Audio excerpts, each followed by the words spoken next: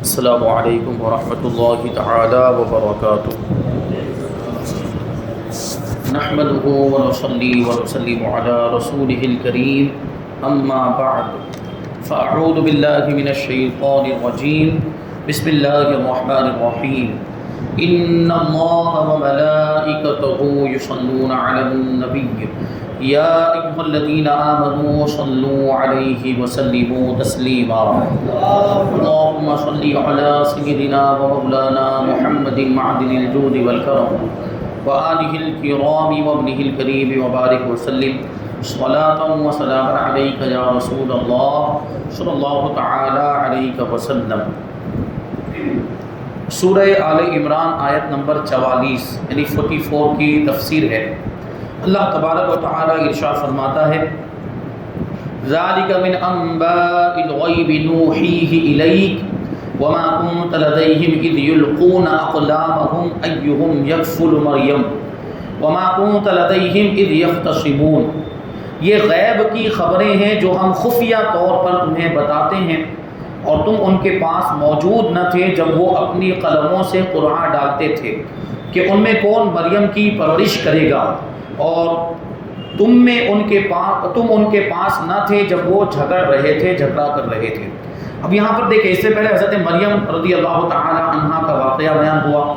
حضرت مریم کی پیدائش کے بارے میں اور پیدائش کے بعد ان کی پرورش کا ذکر بھی ہوا،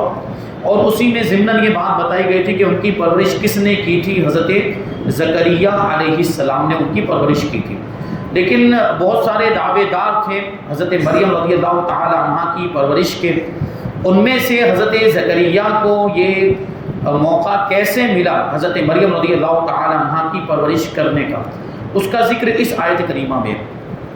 اور اس آیت کریمہ کی ابتدائی حصے میں یہ فرما دیا گیا کہ یہ غیب کی خبریں ہیں۔ ذالک من انباء الغیب، ظاہر سی بات ہے یہ گزرے ہوئے زمانے کی باتیں، اور نبی پاک صلی اللہ علیہ وسلم پر جب یہ آیتیں نازل ہوئی، یہ واقعات ہو چکے تھے، حضور پاک صلی اللہ علیہ وسلم کی نگاہوں کے سامنے یہ واقعات نہیں ہوئے ظاہری طور پر، تو یہ غیب ہوا، غیب کی خبریں ہوئی، اور اس سے معلوم ہوتا ہے کہ اللہ تبارک و تعالیٰ نے ہمارے نبی حضور پاک صلی اللہ علیہ وسلم کو غیب کا علم عطا فرمایا ہے۔ اس آیت میں فرمایا گیا کہ حضرت مریم رضی اللہ تعالی عنہا کا واقعہ غیب کی خبروں میں سے ہے۔ اس سے معلوم ہوا کہ اللہ تبارک و تعالیٰ نے اپنے حبیب صلی اللہ علیہ وسلم کو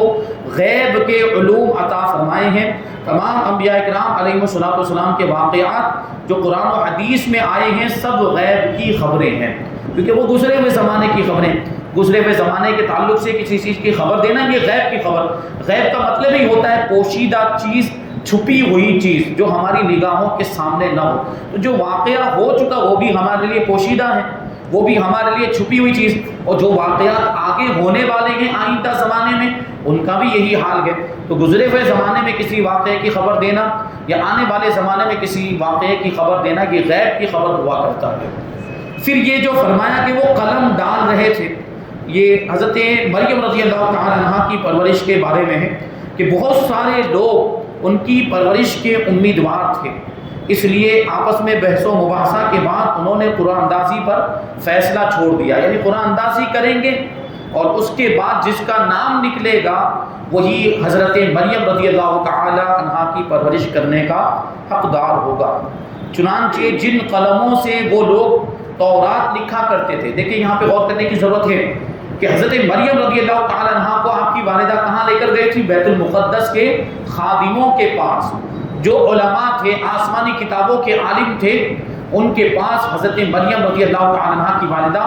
آپ کو لے کر گئی اور پورا واقعہ بیان کیا کہ میں نے نظر مانی تھی کہ لڑکا پیدا ہوگا تو بیت المقدس کی خدمت کے لیے وقف کر دوں گی، یہ تو لڑکی پیدا ہو گئی ہے۔ پھر اس کو بھی قبول کر لیا گیا، حضرت مریم رضی اللہ تعالی عنہا کو بھی، ان کی نظر کو، ان کی منت کو بھی قبول کر لیا گیا۔ تو جن قلموں سے یہ علماء تھے، بیت المقدس میں رہتے تھے، جن قلموں سے وہ توریت لکھا کرتے تھے، توریت آسمانی کتاب جو حضرت موسیٰ علیہ السلام پر نازل ہوئی، انہی قلموں کے ذریعے قرآن اندازی کی،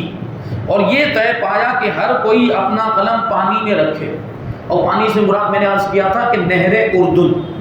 اردن میں جو ایک نہر تھی اس میں یہ قلم ڈالنے کی بات طے پائی، اردن جس کو ابھی جارڈن کہا جاتا ہے، اور جس کا قلم پانی کے بہاؤ کی الٹی طرف بہنا شروع کر دے وہ کفالت کا حقدار یعنی وہی حضرت مریم رضی اللہ تعالیٰ عنہا کی پرورش کا حقدار ہوگا۔ ایک یہ روایت ہے کہ پانی ایسے بہہ رہا ہے جس کا قلم الٹی جانب بہنے لگ جائے گا، اس کا مطلب یہ ہے کہ اس کے نام کا قرآن نکلا ہے۔ اور ایک روایت میں ایسا آیا ہے کہ سب اپنا قلم ڈالیں گے اور سب کے قلم پانی میں ڈوب جائیں گے، جس کا قلم پانی کے اوپر تیرنے لگ جائے گا، پانی کے اوپر ٹھہر جائے گا، وہی حضرت مریم رضی اللہ تعالیٰ عنہ کی پرورش کا حقدار ہوگا۔ سب نے اپنے اپنے قلم پانی میں ڈالے تو حضرت زکریا علیہ السلام کا قلم الٹی طرف بہنا شروع ہو گیا۔ اس طرح حضرت مریم رضی اللہ تعالیٰ عنہ آپ علیہ السلام کی پرورش میں آ گئی، آپ کی کفالت میں آ گئی۔ اور اس سے معلوم ہوا کہ عام معاملات میں قرآن اندازی سے بھی فیصلہ کیا جا سکتا ہے، یعنی جہاں ترجیح کی کوئی صورت نہ ہو، بہت سارے لوگ ہوں اور ان میں سے کسی ایک کو چننا ہو، کسی ایک کا انتخاب کرنا ہو، تو وہاں پہ قرآن اندازی کر سکتے ہیں اور قرآن اندازی کے ذریعے سے فیصلہ بھی کر سکتے ہیں۔ جیسے کہ حضور پاک صلی اللہ علیہ وسلم جب سفر میں تشریف لے جاتے، آپ کی ازواج مطہرہ بیویاں مقدسہ، تو جب سفر میں تشریف لے جاتے تو ساتھ میں کسی بیوی کو لے کر جانا مقصود ہوتا، تو ظاہر سی بات وہاں ترجیح کی کوئی وجہ نہیں تھی کہ کون سی بیوی کا انتخاب کریں،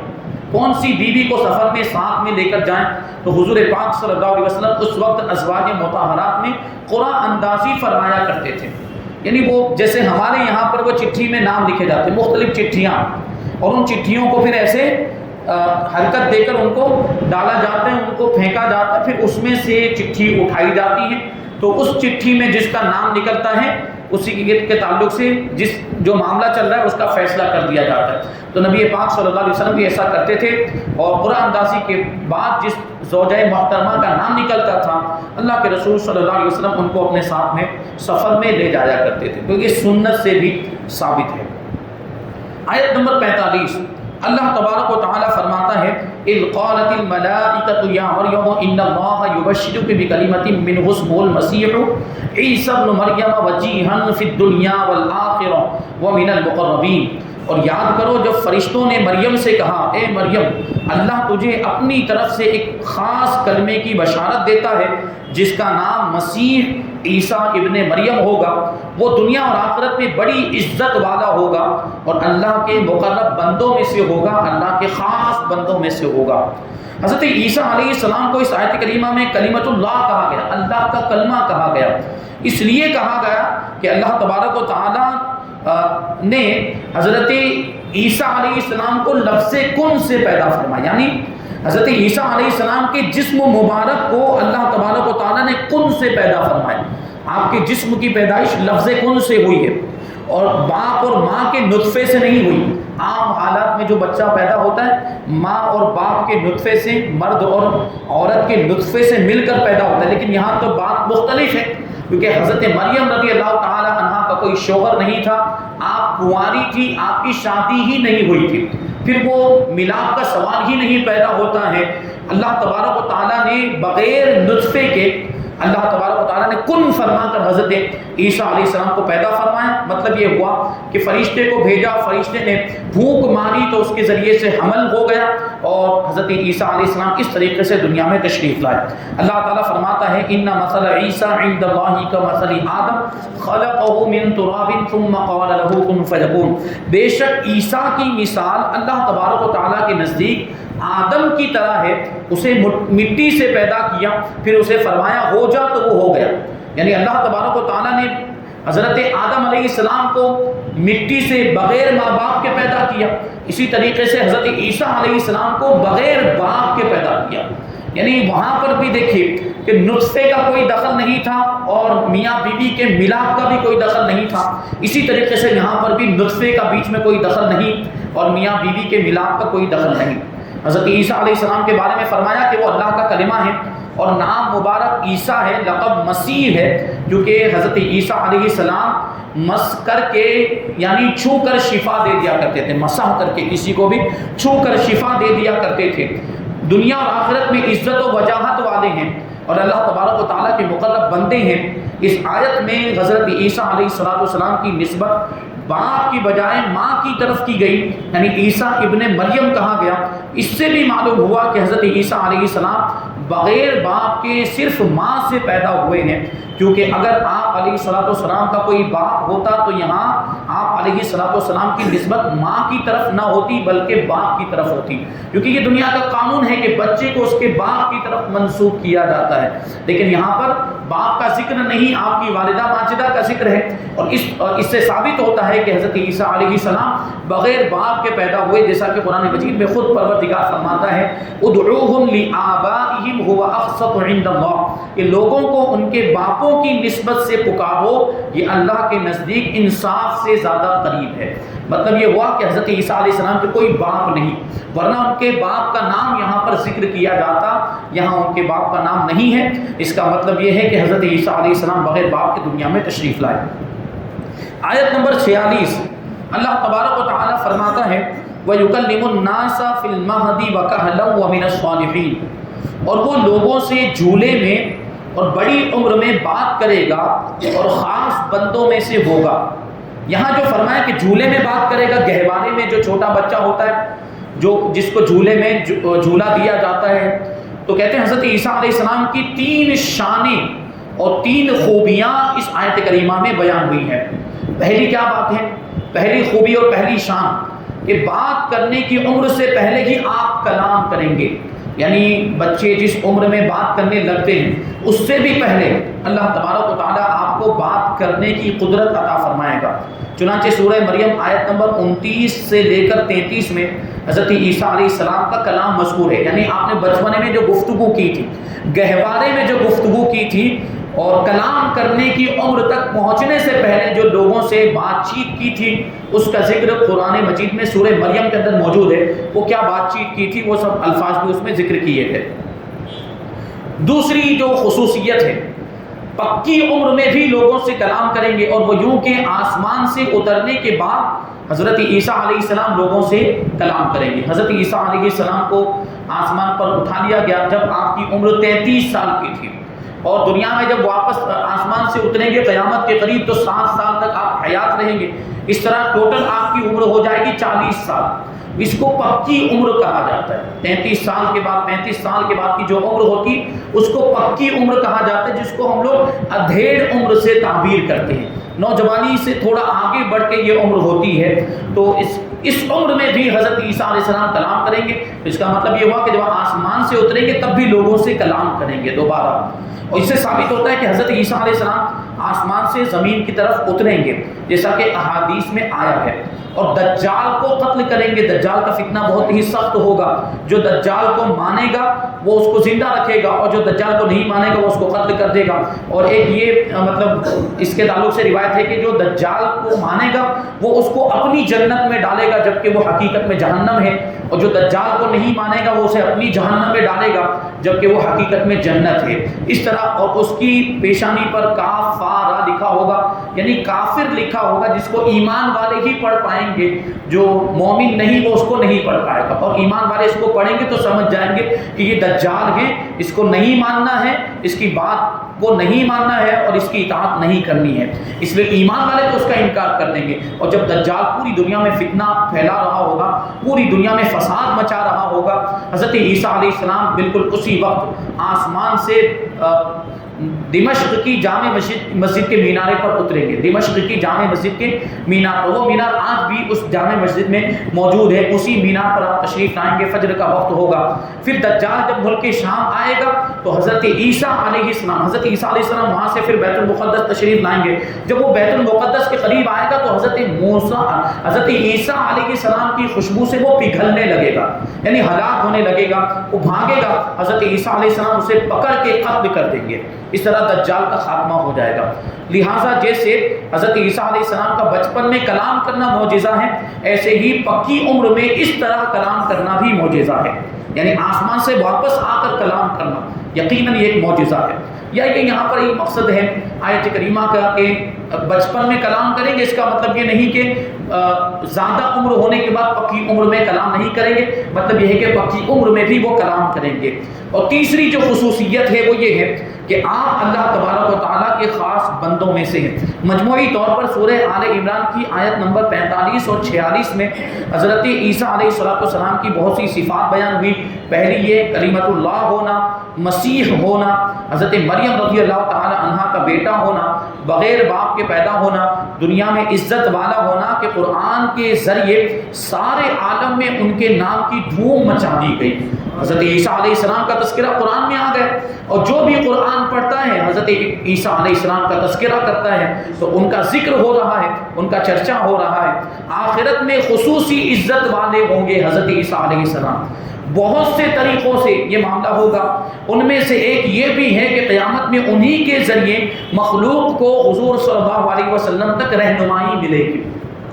یہ بات آپ کو معلوم ہے کہ میدان محشر میں سارے اولین اور آخرین جمع ہوں گے، نفسی نفسی کا عالم ہوگا، یہ زمین تانبے کی بنا دی جائے گی، سورج انتہائی قریب ہوگا، بہت گرمی، اور حساب و کتاب ابھی تک نہیں ہوا ہوگا۔ اس وقت سارے لوگ پریشان ہوں گے کہ کیا کرنا چاہیے اس تکلیف سے چھٹکارا پانے کے لیے۔ تو لوگ آپس میں مشورہ کریں گے۔ میں نے پہلے بھی عرض کیا کہ وہاں پر بھی عالموں کی ضرورت پڑے گی، میدان محشر میں بھی لوگ آپس میں مشورہ کریں گے کہ چلو یہ علماء کے پاس چلتے ہیں، یہ دنیا میں ہماری رہنمائی کرتے تھے، یہاں بھی ہمیں صحیح راستہ یہی بتائیں گے، چلو ان کے پاس جاتے ہیں اور پوچھتے ہیں یہ کیا جواب دیتے ہیں۔ تو علماء کے پاس جائیں گے اور پوچھیں گے کہ ہمیں کیا کرنا چاہیے، تو علماء ان کی رہنمائی کریں گے کہ دیکھو مخلوق میں سب سے بڑا مرتبہ انبیاء کرام کا ہے۔ اللہ تبارک و تعالیٰ نے نبیوں کو لوگوں کی ہدایت و رہنمائی کے لیے دنیا میں بھیجا تھا، اس لیے آپ لوگ انبیاء کرام کے پاس جاؤ تو ہو سکتا ہے کام بن جائے۔ چنانچہ یہ لوگ پھر آپس میں مشورہ کریں گے کہ انبیاء کرام تو کم و بیش 1,24,000 ہیں، تو کن کے پاس جانا چاہیے۔